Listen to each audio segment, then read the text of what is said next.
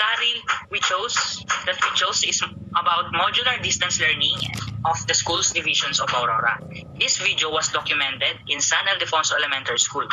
The school is situated in the island of San Ildefonso, Casiguran, Aurora, where the perpetuation of education was challenged for its people.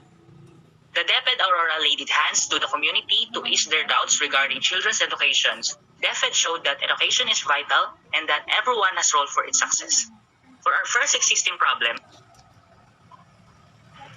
so one of the problems that can be seen in this documentary video is most of the parents of the students can properly teach their sons or daughters. So especially those parents that has 2 or more children, they don't know how to handle many children to teach. So aside from that, is most of the parents in that area didn't finish their studies, resulting in quite hard for them to understand the lesson and to teach the module to their children. So in overall, it is the parents' lack of knowledge to academically guide their children.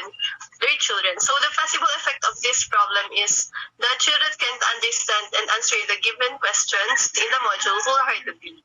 So they have a hard time to the students have struggled to self-studying the lessons, so resulting in of most of the parents are answer the modules in their own instead of they are the ones who will inculcate the value of patience to their children.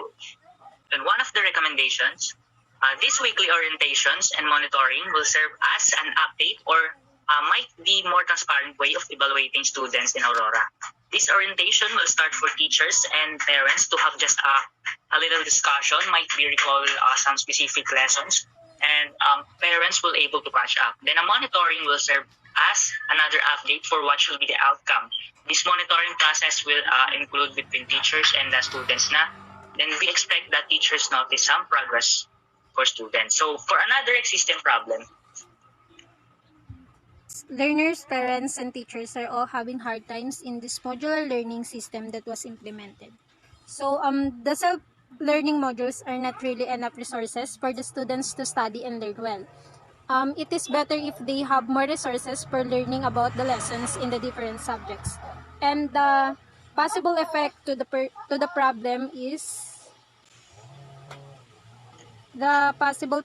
ineffective outcomes for students, teachers, and parents. To the students, they might not have enough learnings in this kind of system, and it would be hard to catch up to the next lessons if they haven't learned well. And it would also be hard to continue to another year level knowing that they don't have enough knowledge and understanding about the different lessons in the subjects. Ayun, so one of the recommendations, we must improve modular distance learning by doing reductions of activities from the modules, more examples for each subject. So pwede rin magsagawa ng home visitation once a week. Then, provision of colored printed modules, immediate information given by teachers on what to answer in the modules. Yun, pwede rin online consultation with students.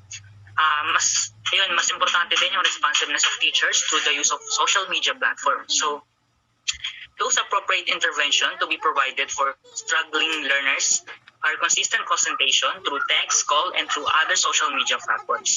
Maybe pwede ring home visitation for direct tutorials, simplification of modules, and immediate note or feedback made by the teachers. Then for the last existing problems is poor living environment of Aurora. So we know that Aurora is one of the poorest province here in the Philippines, and it creates huge impact to the education of students here in Aurora. Possible effect might be yun. People in Aurora tend to have less access to and poorer quality of educations. This education often does not incorporate curricula and teaching methods that recognize their community's histories, cultures, traditional language, and traditional knowledge. So, one of the recommendations that we chose, this National Anti-Poverty Commissions, I think we should have incorporation of the social reform agenda into the formulation of development plans at the national, regional, sub-regional, and local levels. This might be the responsible of the National Anti-Poverty Commissions. So we should exercise the policy that oversights the responsibilities to ensure the attainment of social reform and poverty alleviation goals. Then the strengthening of the local government units for being operational for SRA, or also known as social reform agenda, in local development efforts. And we will ensure efficient and prompt delivery of basic services to the poor, especially here in Aurora. That's all. Thank you.